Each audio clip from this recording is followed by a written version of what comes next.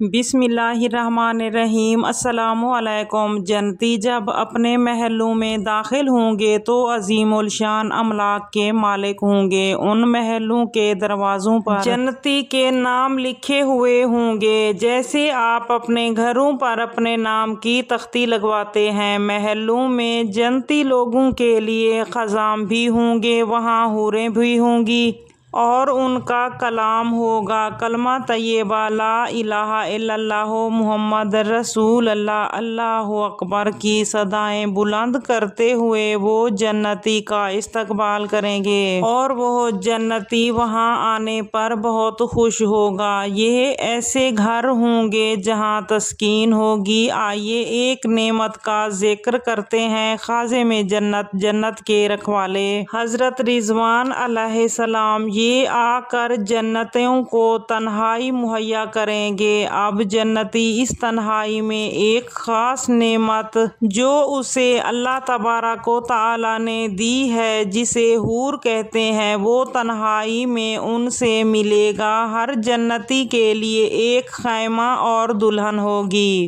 دلہن کے جسم پر زیورات ہوں گے۔ دلہن اس سے کہے گی کہ اے اللہ کے ولی، اے جنتی، آپ سے ملنے کا بہت عرصے سے شوق تھا۔ میں بےتاب تھی کہ کب آپ سے ملاقات ہوگی۔ تمام خوبیاں اللہ عز و جل کے لیے ہیں، جس نے ہم دونوں کو ایک جگہ اکٹھا فرمایا ہے۔ وہ بندہ مومن کہے گا کہ اے اللہ کی بندی، تو مجھے کیسے جانتی ہے، حالانکہ میں نے تو تجھے آج سے پہلے کبھی نہیں دیکھا، لیکن تو مجھے دیکھتے ہی پہچان گئی، ذرا اس راز سے تو پردہ اٹھائیے نا۔ وہ کہے گی مجھے اللہ تبارک و تعالیٰ نے آپ کے لیے پیدا فرمایا ہے، آپ کا نام میرے سینے پر لکھا۔ اللہ اکبر! یہاں آپ ایک ایسی چیز دیکھ رہے ہیں جو دنیا میں آپ کو کہیں نہیں ملتی۔ دنیا میں لوگ جا کر ٹیٹوز بنواتے ہیں، اللہ تبارک و تعالیٰ نے منع کیا ہے، یہاں پر منع کیا ہے، لیکن وہاں پر سبحان اللہ ان کے سینوں پر نام لکھا ہوگا جنتی کا۔ یہ جنتی کے لیے اللہ تبارک و تعالیٰ نام لکھنے کا اہتمام فرمائے گا، اور معاملہ بھی جنت کا ہو، اس کی خوبی تو ہم اور آپ کیا بیان کر سکتے ہیں۔ پھر وہ زمین کی طرح سیاہ سیاہی سے لکھے ہوئے نام نہیں ہوں گے، بلکہ حسنوں سے لکھے ہوئے ہوں گے۔ پھر وہ کہیں گی آپ کا نام میرے سینے پر، اور پھر یہ مکانات بنا کر بھی ان کے دروازوں پر آپ کا نام لکھا گیا، اور یہ تمام حوروں کو بھی آپ کے لیے پیدا فرمایا گیا، ان کے رخساروں پر آپ کا نام اس خوبصورتی سے لکھ دیا گیا ہے، وہ نام چہرے پر دل سے زیادہ خوبصورت لگتا ہے۔ سبحان اللہ! یعنی جنتی کا ہر غلام، خادم اور ہر پھول پر اس جنتی کا نام لکھا ہوا ہوگا۔ سبحان اللہ! یہ تمام باتیں وہ دلہن اسے بتائے گی جو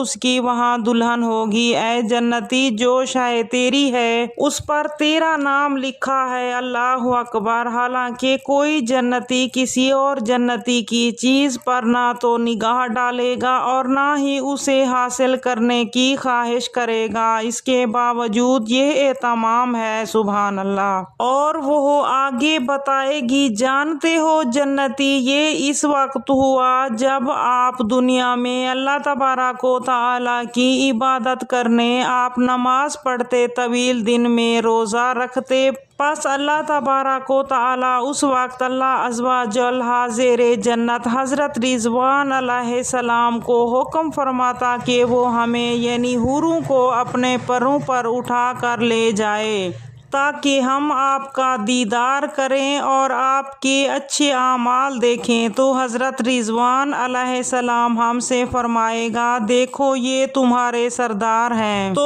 حوریں اپنے اپنے جنتی سردار کو دیکھ لیتی، تو جب تک وہ جنتی سردار دنیا میں زندہ رہتا، وہ حوریں جنت سے آ کر اپنے سردار کو دیکھتی۔ سبحان اللہ! تو یوں حوروں کو پتہ چل جاتا کہ ان کا کون سردار ہوگا۔ ہوگا۔ اللہ تبارک و تعالیٰ سے دعا ہے کہ ہم سب کو جنت میں داخل ہونے کی توفیق عطا فرمائے، آمین۔ تمہاری حوریں تمہیں پہچانتی ہیں، ابھی سے پہچانتی ہیں، حالانکہ تم نے انہیں دیکھا نہیں ہے، وہ تمہیں پہچانتی ہیں۔ جب جنت میں تم ان سے قرب کرو گے تو وہ تمہیں یوں محسوس کرائیں گی گویا وہ تمہاری مدت سے ملاقات کے لیے بے قرار تھی۔